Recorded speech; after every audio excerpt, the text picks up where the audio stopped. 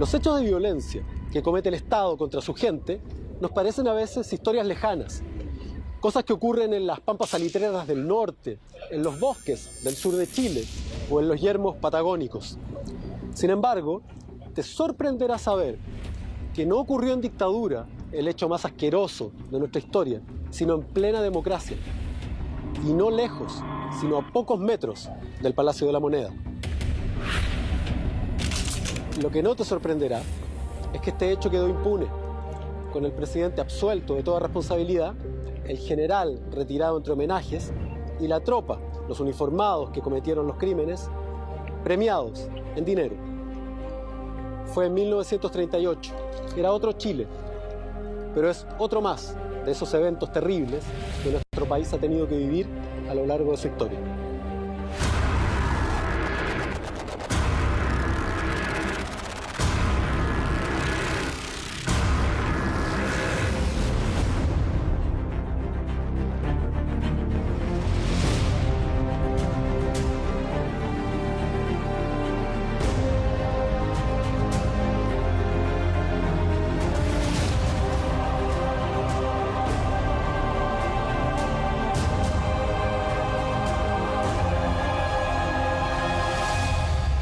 Resulta que el movimiento nacional socialista chileno no tiene nada que ver con el nazismo alemán. La juventud quería pensar el país, como yo te lo decía, y lo pensaba a través de un socialismo propio del siglo XX, que era el fascismo. Es un movimiento que nace aquí principalmente por un loco, que era González Fomaré, y que crea este movimiento nacional socialista. Ellos propugnaban también una idea étnica que hablaban de chilenidad. El nazismo trata de levantarse como una posición nacionalista en defensa del país. Entonces deciden hacer un golpe de Estado contra Alessandro. Y crear un caos que durara medio día para permitirle al ejército que se levantara y derrocara al gobierno y nombrar a Ibáñez presidente. Cuando uno viene al lugar se da cuenta de que la Moneda está al frente y dicen que el presidente estaba almorzando cuando empezaron los tiros. Y era muy extraño lo que se ha dicho de esa época, porque siempre dicen que había un papelito. Claro. Y el papelito decía que esto había que liquidarlo antes de las 5 de la tarde.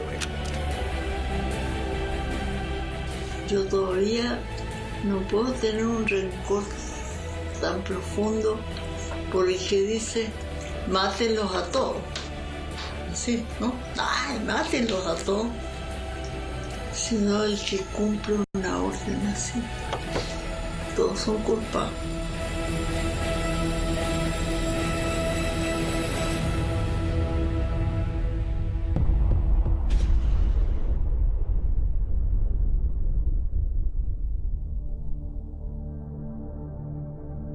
Estamos en el Centro Cívico de Santiago, en un Chile que se ha visto siempre ajeno a los grandes eventos internacionales. Sin embargo, lo que no te contaron es que hubo un movimiento nacional socialista chileno que desfilaba frente a la Moneda, con camisas pardas y hacían el saludo romano.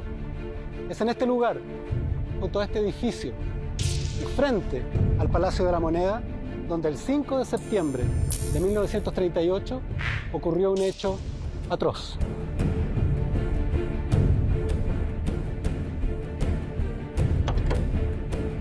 Es mediodía en el centro de Santiago y el carabinero José Luis Salazar se acerca a un kiosco de diarios cerca de la Moneda. La mujer que atiende le advierte que algo raro ocurre en la entrada al edificio del Seguro Obrero y José Luis Salazar acude tranquilamente. Se encuentra de frente, de pronto, con un hombre armado. Lo conmina a detenerse. Se lleva la mano al cinto, pero recibe una descarga terrible que lo impacta directamente en el abdomen. Se tambalea unos metros en dirección a la calle y finalmente cae sobre el pavimento, muerto. Por una de las ventanas del Palacio de la Moneda, el propio presidente Alessandri ve con horror este cadáver en medio de la calle. Es 5 de septiembre de 1938 y una de las páginas más oscuras de nuestra historia estaba por escribirse.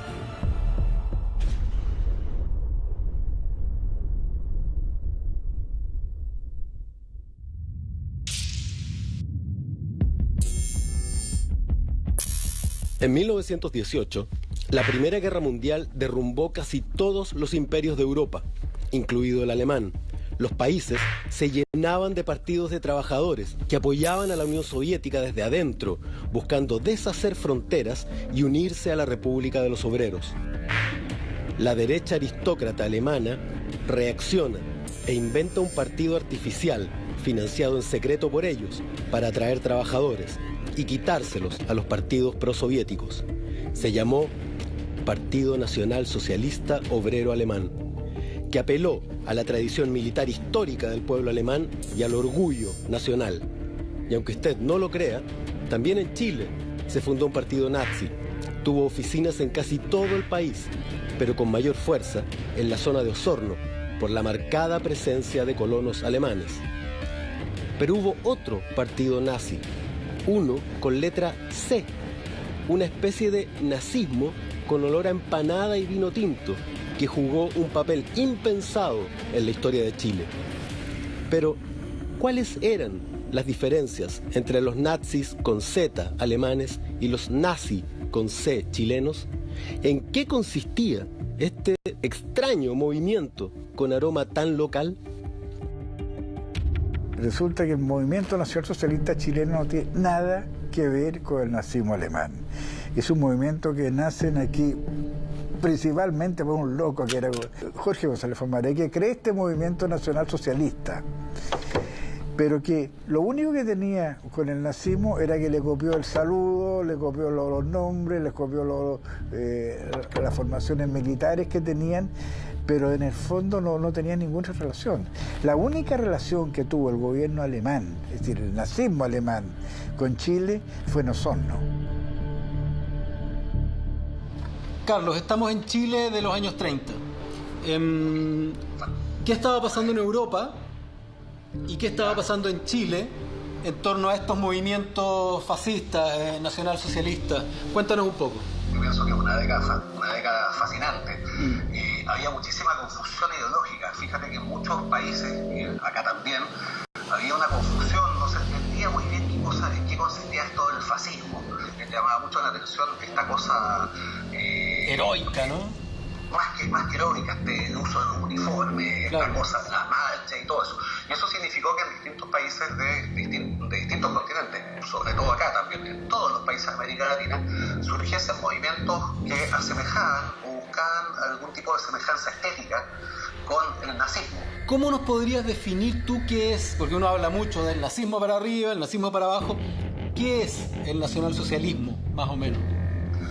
Si definimos esto en función de lo que propugnaba Hitler, básicamente tiene que ver con un movimiento que en sus inicios fue corporativista, un movimiento que en sus inicios, ojo, fue anticapitalista, y un movimiento que en definitiva desde el punto de vista germano propugnaba una hegemonía étnica de un grupo específico. Eso es básicamente lo que hacían los nazis en Alemania. En el fondo se trata de levantar el orgullo nacional y declarar somos mejores que el resto, ¿no?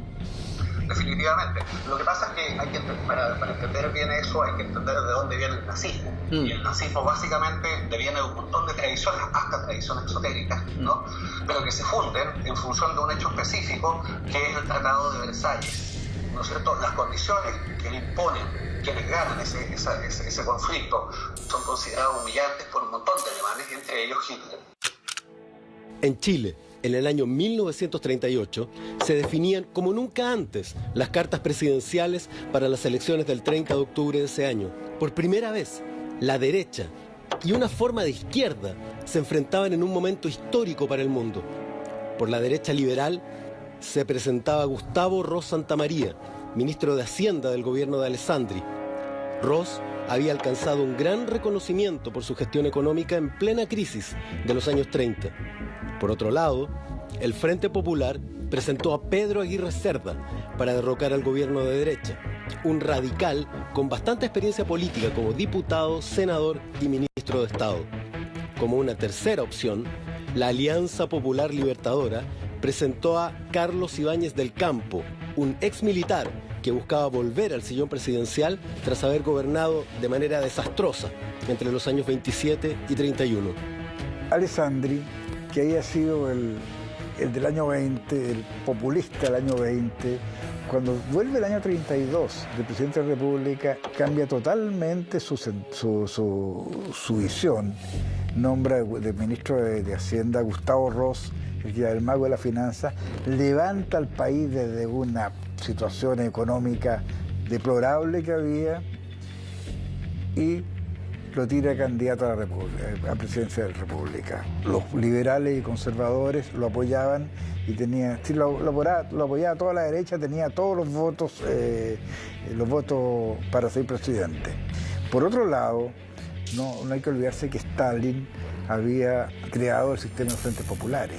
Frentes populares que lo había lanzado en Francia y en España, que le decía a los comunistas que debían aliarse con los países, con los partidos más o menos proclives para después hacerse de ellos, pero tomar el poder aliándose con ellos.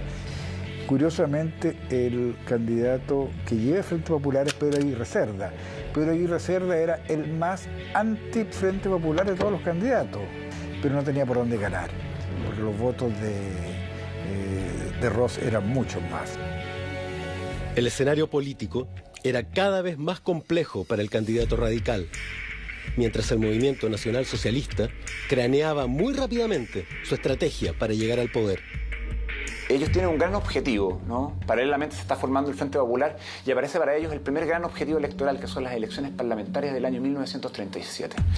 Es bien interesante porque el jefe del nazismo, ¿no?, tiene un gran ímpetu y cree que su movimiento va a arrasar en las elecciones, ¿no? Él tiene como una especie de distorsión entre la realidad, ¿no?, y el discurso, ¿no?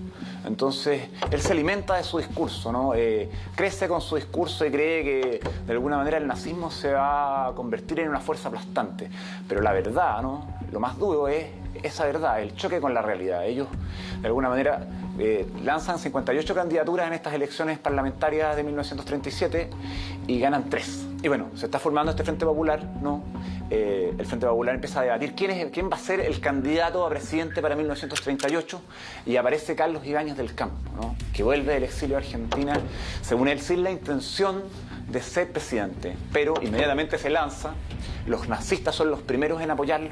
Este apoyo que le da primeramente el Movimiento Nacional Socialista Ibáñez va en contra de sus pretensiones de ser el candidato de la oposición. Entonces, cuando se debate quién va a ser el candidato, si Pedro Aguirre Cerda o Ibáñez, ellos dicen, bueno, tenemos que decidir dentro de la izquierda cuál va a ser nuestro candidato. Entonces ellos empiezan a abjurar absolutamente de lo que fue toda su identidad pasada, ¿no? Cuando empiezan a apoyar a Ibáñez, ellos dejan de usar el uniforme, por ejemplo, ¿no? Y todo su diario y sus cosas se convierten en manifestaciones electorales a favor de Ibáñez. Los nacionalsocialistas estaban desesperados. El candidato de la oligarquía, Gustavo Ross Santamaría, sería el seguro triunfador en las elecciones, de modo que optan por una decisión radical: organizar un golpe de Estado que ponga nuevamente a Carlos Ibáñez del Campo en el poder.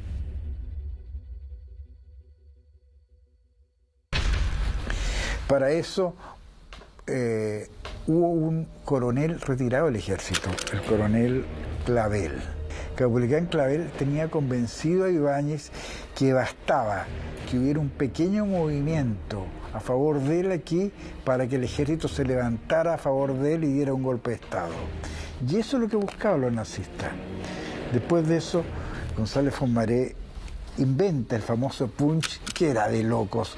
Era tomarse la caja del Seguro Obrero, la Universidad de Chile, la radio Juque y volar unas torres eléctricas. Y crear un caos que durara medio día para permitirle al ejército que se levantara y derrocara al gobierno y nombrar a Ibáñez presidente. Ibáñez, lo único que le interesaba era ser presidente, ¿no? Sí. Y los ibañistas, ¿no?, que eran unos personajes absolutamente funestos, le dieron alas a este intento de golpe, ¿no?, protagonizado por el movimiento. Lo que se cuenta es que el movimiento buscó que el ejército se alzara contra el presidente. Y lo que hicieron ellos al tomarse el Seguro Obrero en la Universidad de Chile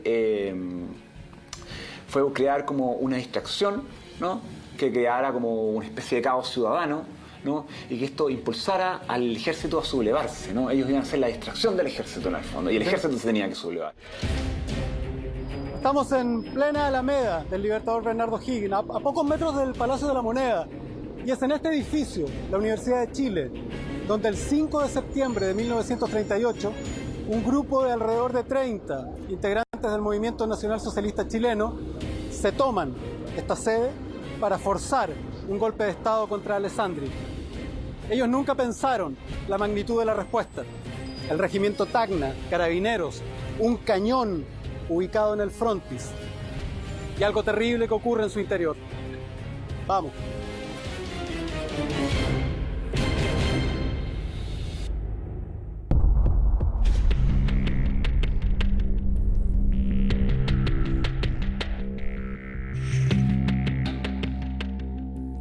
La mayoría de los estudiantes que se encontraba dentro de la Universidad de Chile ese día eran miembros de las TNA, tropas nazistas de asalto, seleccionados entre los que se sabía que peleaban, los que eran más leales al movimiento. Incluso había un grupo de 12 juramentados que habían prometido morir por la causa si era necesario, entre ellos estudiantes, obreros de Valparaíso, gente humilde y algunos representantes de la clase media, todos unidos para conseguir un golpe de Estado aquel día. El 5 de septiembre comienza el 4 de septiembre. Por el 4 de septiembre había una gran concentración en el Parque Cousiño de la Alianza Popular Libertadora para proclamar a Carlos Ibáñez. Entonces, González Fumaré llama a muchos de los muchachos que tenía y de la gente que tenía el movimiento nazista para que vengan a Santiago, para que vayan a Santiago a esta concentración que fue muy grande. Incluso como se daban las cosas en la época, incluso Alessandri quiso ir a ver qué pasaba y tomó el auto con el chofer, recorrió el Parque Cousiño y le llamó la atención la cantidad de gente que había. El día 5 de septiembre, como a las cerca de mediodía, se sabe que en la Universidad de Chile se han encerrado un montón de muchachos, han tomado preso como rehén al rector, a Juvenal Hernández, y tienen tomada la universidad. Después que piden unos cañones del regimiento Tacna, botan la puerta del regimiento, le pegan dos tiros fuertes, dos pencazos fuertes a la universidad. Muchos de los muchachos se arrancan por los patios interiores, pero otro grupo lo toman preso ahí. Mientras en este edificio un primer grupo de jóvenes se mantenía tomando la universidad, buscando provocar un efecto dominó que concluyera en un golpe de Estado que derrocara a Alessandri e instalara en el poder a Carlos Ibáñez del Campo, un poco más allá, un par de cuadras, frente al Palacio de la Moneda, otro grupo de jóvenes nacionalsocialistas se tomaba el edificio del Seguro Obrero para apoyar la acción. Nadie se imaginaba en ese mediodía del 5 de septiembre de 1938 que la tarde concluiría con el hecho de sangre más atroz que recuerde la historia del Santiago urbano. Uno de los muchachos que fue detenido acá, en la Universidad de Chile por carabineros, era Humberto Juric, un joven estudiante de solo 22 años que cursaba el tercer año de leyes en la Universidad Católica. Él, junto al grupo de nacionalsocialistas, fueron llevados por esta calle Bandera, en dirección al cuartel de investigaciones, en un recorrido tenso entre los transeúntes, rodeados de carabineros, con bala pasada, a un destino que se adivinaba muy oscuro.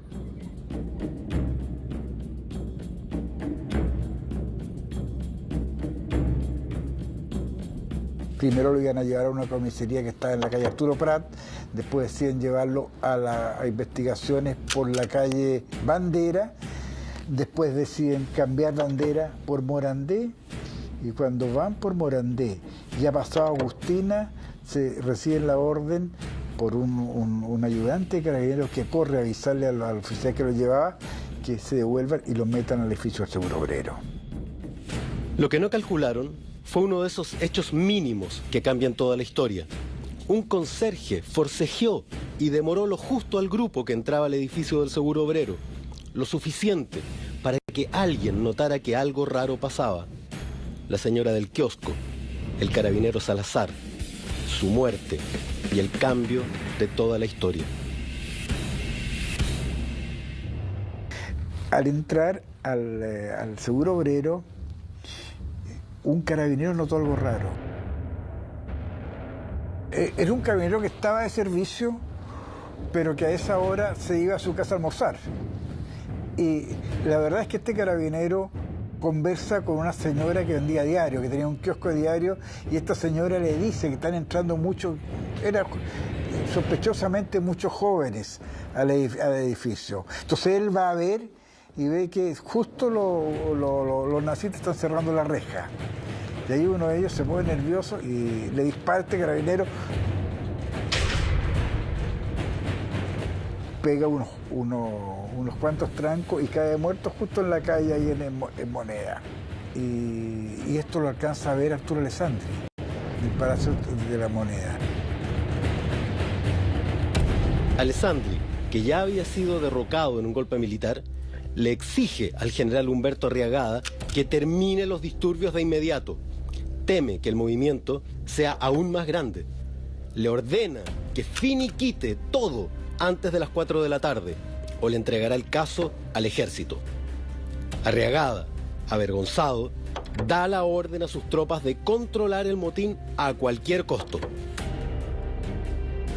Estos muchachos de la universidad que habían hecho volverse y los meten en el edificio del Seguro Obrero, los carabineros que estaban a cargo de eso, un coronel Pessoa y un comandante González, mandan a uno de ellos para que le explique a los muchachos que están arriba que se rindan, que le van a respetar la vida, que entreguen las armas y se rinden. Tienen un conciliábulo los nazistas. La radio que debía transmitirle a ellos no funcionaba, ven que no pueden comunicarse con González Fomaré y deciden rendirse. Cuando bajaron con las manos en alto, uno gritó: "Yo soy empleado del seguro", pero el comandante se acercó y le quebró el cráneo con la cacha del revólver. El general director de Carabineros, Humberto Arriagada, había enviado una orden terrible. Y el comandante suspiró y dijo: "Ya, niños, terminemos con esto". Se sintió un bramido, pero fueron decenas de fusiles buscando pechos y cabezas. La sangre explotó en todas direcciones. Los jóvenes gritaban y buscaban protegerse de las balas que zumbaban, abriéndole las carnes mientras se les nublaba la vista y un abismo se abría bajo sus pies. De pronto llaman a nosotros, a los de la Universidad de Chile. 30 más que se instalan en la escala, de espaldas a los militares. Los sables se desenvainaban y cortaban y quebraban, chapoteando en carne molida, culatazos, quebrando cabezas como jarrones. Y un carabinero abrió fuego con una ametralladora, repasando los cadáveres de lado a lado. Y la sangre comenzó a bajar por las escaleras y a chorrear piso abajo, mientras carabineros saltaban como hormigas entre las masas sanguinolentas buscando sobrevivientes. Era el horror y la demencia de la especie humana en su peor expresión.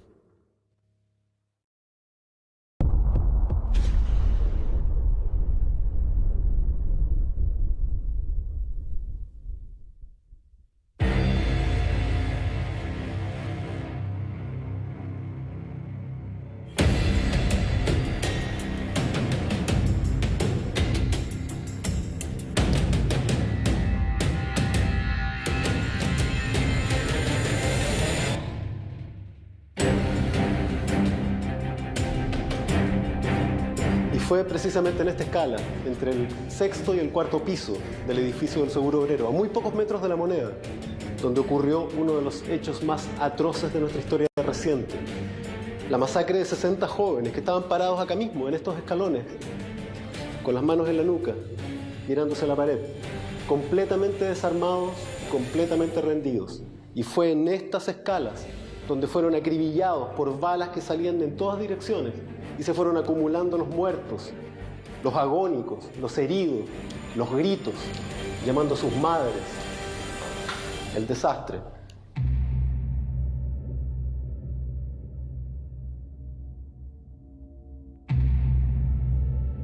Don Jorge, ese día 5 de septiembre de 1938, usted se encontraba en este lugar en Amunátegui con Moneda. Exactamente. Cuéntenos qué es lo que estuvo viendo Nosotros llegamos esa tarde, que era un día muy soleado y no había tráfico por todas estas cosas que estaban pasando. Mirábamos hacia allá y escuchábamos unos tiros de no gran amplitud, que suponíamos después que eran tiros de lo que llaman armas de puño. Armas cortas. Revólver o pistola. Exacto. Y eran cortos, no eran ráfagas, eran cortos. Y después supimos que a esa hora los estaba rematando. Es muy extraño la presencia de un señor de apellido Droguet. Era un civil que estaba usando armas cortas y le estaba rematando, como quien dijera. ¿Qué hora era más o menos? A las 5 de la tarde. 5 de la tarde. A esa hora ya había ocurrido la masacre. Ya los muertos ya estaban en la escalera y este señor estaba rematándolo con una bala en el cráneo. Esos eran los disparos que usted escuchaba desde acá. Estos son los disparos que nosotros escuchábamos. Hay muchos testimonios de estos 3, 4 sobrevivientes que habían, de que lo repasaban. Como que muchos con los primeros disparos quedan heridos, después lo repasaban. Lo que pasa después de eso parece que decidieron que no dispararan más porque se sentía fuera el asunto, y usaron bayoneta.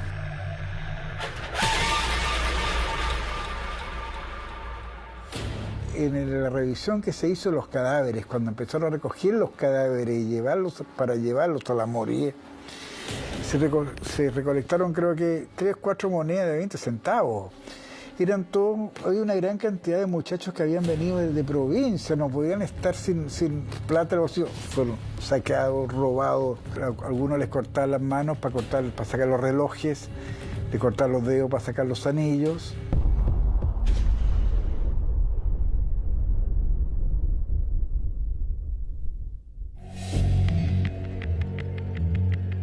Pero después, ya eso a las 7:30 de la tarde, Raúl Marín Balmaceda logra entrar y va a hablar con don Arturo. Y ahí deciden que... El diputado ingresa, ve esta masacre, ¿no? Ingresa, lo permiten ingresar, porque los médicos que llegaron de la asistencia pública y se estacionaron ahí, las ambulancias, para sacar heridos y llevárselos, no les permitieron entrar. Entra un diputado con un periodista, ven esta masacre que está ahora, y le dice, oiga, pero ¿podríamos nosotros traer algún médico por si hay algún herido? No, si no hay heridos, le dice, es que podíamos ayudarle. Y ahí notan de que uno se mueve a uno de ellos, se para uno de esos, dice, yo estoy vivo, dijo, estoy vivo. Habían 3 que habían quedado escondidos debajo de los cadáveres. Entonces le dijeron, no, si usted sale, esto lo van a matar a los 3 sobrevivientes. Entonces dejan al periodista ahí que cuide esto, y este se va y se encuentra con Jorge Alessandri, que era hijo de Arturo, y Jorge Alessandri logra que hable este periodista, este diputado con el presidente, para que saquen a estos 3 muchachos, lo llevan a investigaciones, estos 3 sobrevivientes que habían. Pero aparentemente, eso no está muy claro, la orden era matarlos en las investigaciones. Pero ya el asunto había empezado a tomar vuelo, era imposible esconder el crimen. Entre los cuerpos sin vida se ocultaban 4 sobrevivientes que se mantuvieron inmóviles, aterrorizados, tratando de pasar desapercibidos para no ser rematados y mutilados como sus compañeros. 4 sobrevivientes que vivieron horas de horror ocultos bajo una pila de cadáveres y sangre. Uno de ellos fue Carlos Pizarro, quien relata esta escalofriante situación. Tenía 3 cuerpos en las piernas. Y uno, el pelo mollía, la cabeza de él me quedaba en toda la cabeza mía. Y a esto parece que le hayan machacado la cabeza, porque toda la sangre de él iba cayéndome a mí. Así que los pacos me veían lleno de sangre, decían, este ya está liquidado ya. Y después como a las 10:30 de la noche, 10:30, 11, sentí yo un ruido de paso. Pero escuché también unas voces que venían de abajo y uno decía, pero esto es un salvajismo, le decía. Y las voces iban acercándose. Por lo menos, le dijo, si hubiera uno vivo para poderlo salvar. Entonces yo me enderecé, hice un lado el cuerpo que tenía encima, y le dije, yo te digo, Señor, le dije.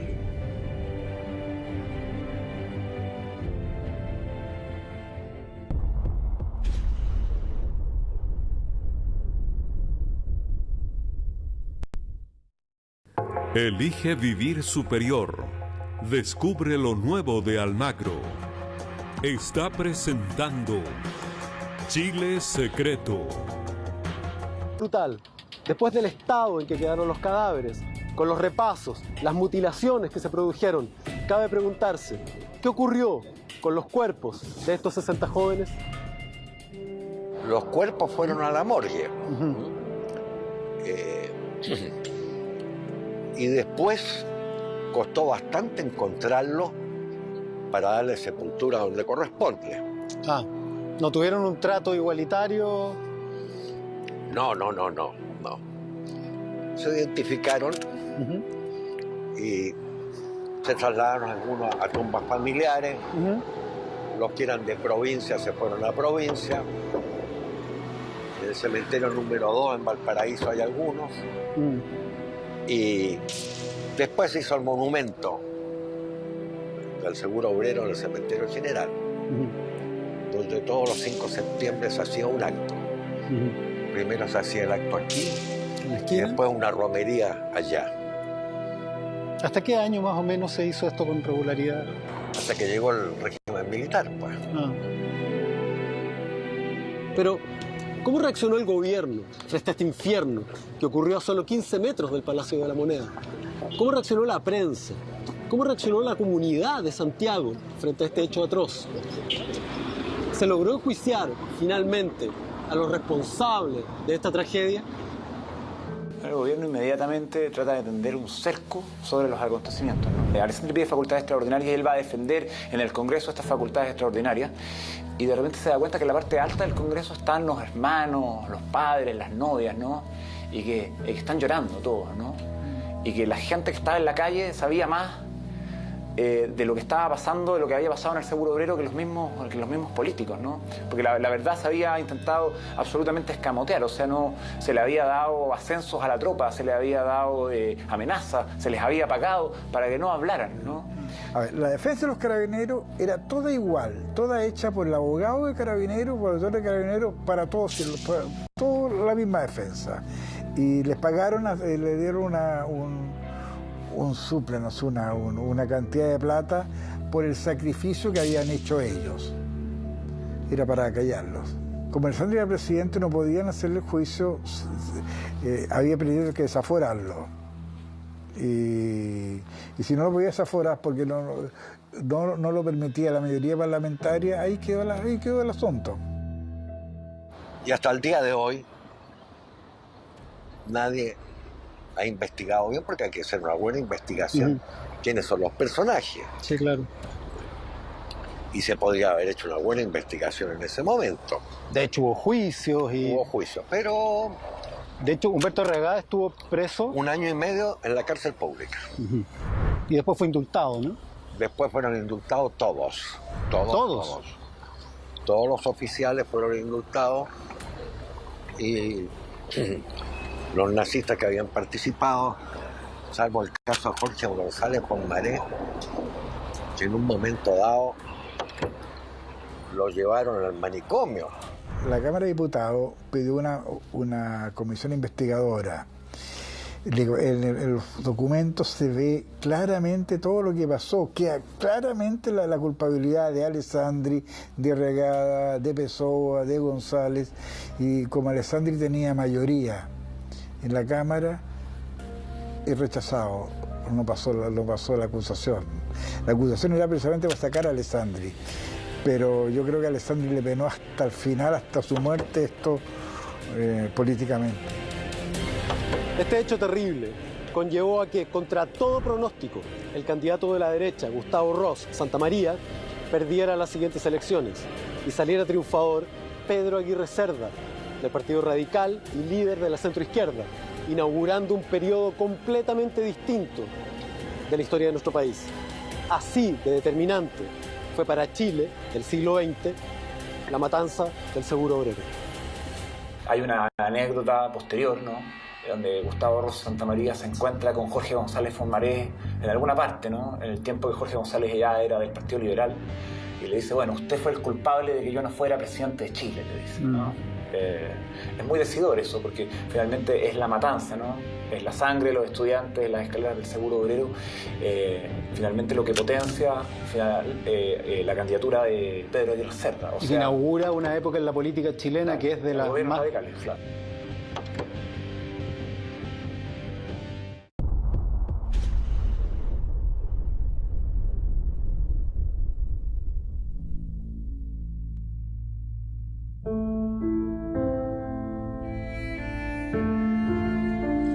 Y fue sobre este suelo donde los cadáveres colgaban por las ventanas, colgaban por los bordes de las escalas.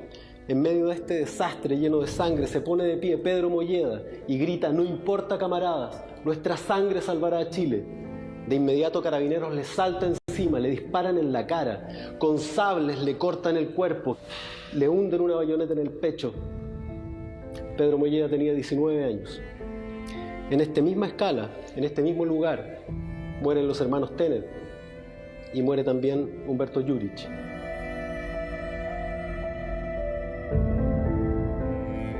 Mi mamá lloraba cuando me contaba esto y yo lo encuentro tremendo. Mi abuela tenía 35 años, 35, 38 años. Esto fue el año 38, claro. Tenía 35 años, mi abuela Margarita. Entonces pasa esto y mi abuelo con la mamá de Humberto son incapaces de ir a la morgue a reconocer el cuerpo. No se sienten. Entonces ella dice, yo voy. Y mi mamá me contaba que ella ve llegar a mi abuela. Mi mamá me decía, oye, ¿sabes qué me da una pena? Decía, mi mamá había ido con unos zapatos recién comprados Mingo. Mira, se acordaba de Yarol. Y llega con los zapatos llenos de sangre. Porque había estado en la morgue y había tenido que ir a reconocer un cuerpo en medio de decenas de cuerpos. Fue tan fuerte para mi abuela que eso se le declaró de manera casi instantánea una ¿cómo se llaman estas cosas al corazón? Que tu corazón se convierta en algo enfermo. O sea, una patología cardíaca que terminó por matarla a los 42 años. 42 años. 42 años murió el corazón. O sea, esto fue, pero, ¿entiendes tú? Y mi abuelo cayó en una depresión profunda porque había sido prácticamente el padre de Humberto.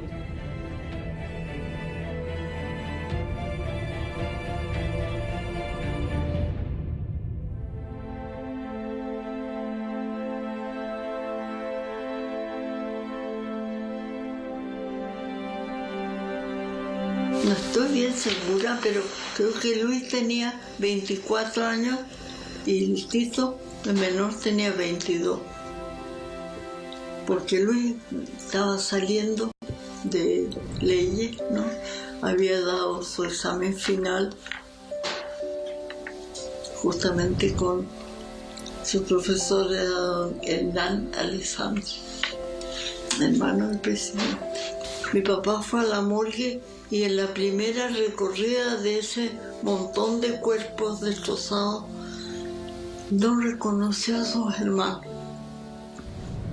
Llegó otro tío que llevaba una especie de balde con una esponja y le empezaron a limpiar la cara y así pudo reconocer a su hermano.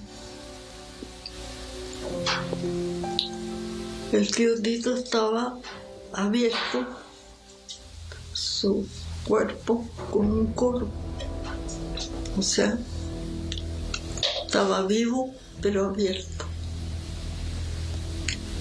Les cuento ahora que llegó un compañero de él, el Tito, que habían sido como hermanos porque tuvieron toda la educación primaria y secundaria juntos. Y fue a ver, entró y encontró al Tito. Y el Tito, por supuesto, lo reconoció y le dijo: mátame, porque no puedo más. No puedo más del dolor. Tenía sus vísceras afuera. No puedo más, mátame. Dijo: pero antes, o anda a ver más arriba que debe estar Luis. Trata de salvar a Luis. Y matan.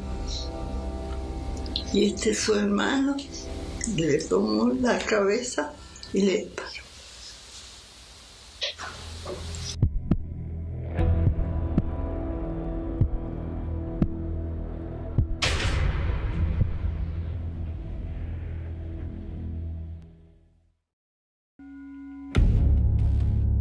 Pero, ¿qué pasó con el movimiento nacional socialista chileno tras esta traumática experiencia, tras esta horrenda masacre? El movimiento pasó a llamarse después Vanguardia Popular Socialista. Desde el punto de vista político, no le sacaron partido a sus muertos. No se presentaron más ellos de candidatos. Y después eso se desarma, después eso ya González Fomaré en la cárcel, casi todos los nazistas en la cárcel, poco a poco, muchos que no tenían nada que ver, van quedando libres y políticamente no tenían. Si le digo, imagínense, si antes de esto eran tan pocos, imagínense después, o sea, políticamente no tenían ningún peso. Aquel fatídico día, 5 de septiembre de 1938, Enrique Herreros del Río, uno de los 12 juramentados, dejó una carta de despedida a su familia, dirigida a su madre, con un emotivo relato que daba cuenta de su compromiso. Mamacita querida, Margot querida y mis buenos hermanos, si a estas horas no he vuelto, solo les pido que me perdonen por las horas de angustia de las que seré culpable. La suerte de mi patria querida es para mí, perdónenme, más importante que todas las felicidades que ustedes me puedan proporcionar. Sé bien que muchas personas me interpretarán mal, pero no me importa. Siento la satisfacción íntima de sacrificarse por algo superior.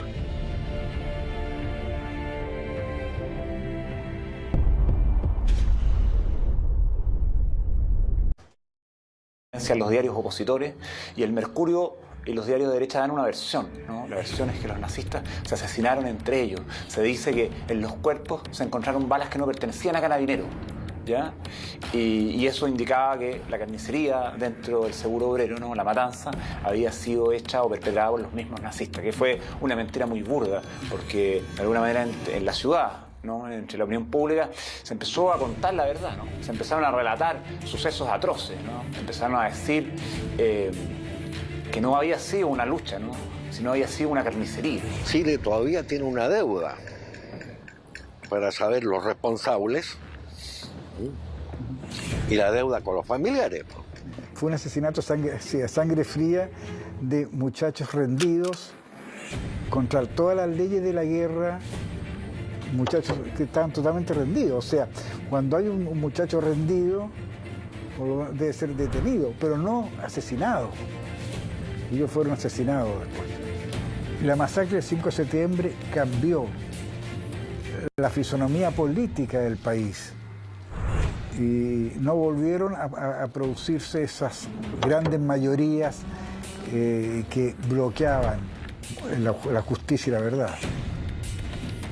Es horroroso lo que sucede acá en el Seguro Obrero, porque cuando uno comienza a conocer la historia y a conocer los detalles, se da cuenta, por ejemplo, o cuando uno viene al lugar, se da cuenta de que la Moneda está al frente.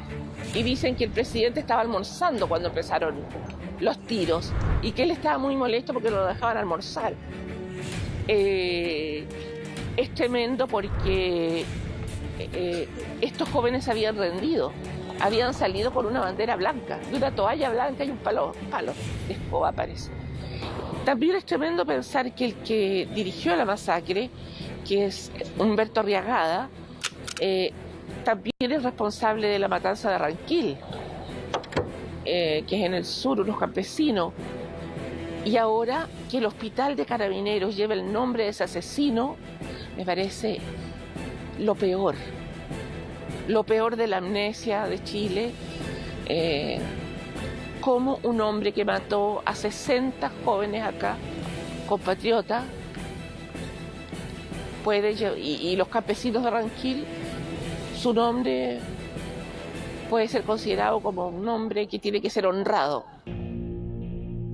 Arriagada alegó que él tenía que recibir órdenes y quien daba las órdenes era el presidente de la República de ese tiempo, que era don Arturo Alessandri Palma. ¿Sí? Este señor, quizás en qué momento lo pilló Arriagada y preguntó: ya se rindieron todos, ¿qué hacemos? Y hay una frase que de repente usamos sin pensar. Yo todavía no puedo tener un rencor tan profundo por el que dice: mátenlos a todos. Así, ¿no? ¡Ay, mátenlos a todos! Sino el que cumple una orden así. No estoy disculpando a nadie. Todos son culpables.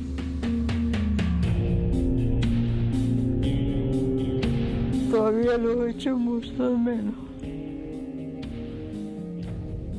Todavía significan la parte mejor de la vida, ¿no? En la parte mejor de mi vida está mi tío.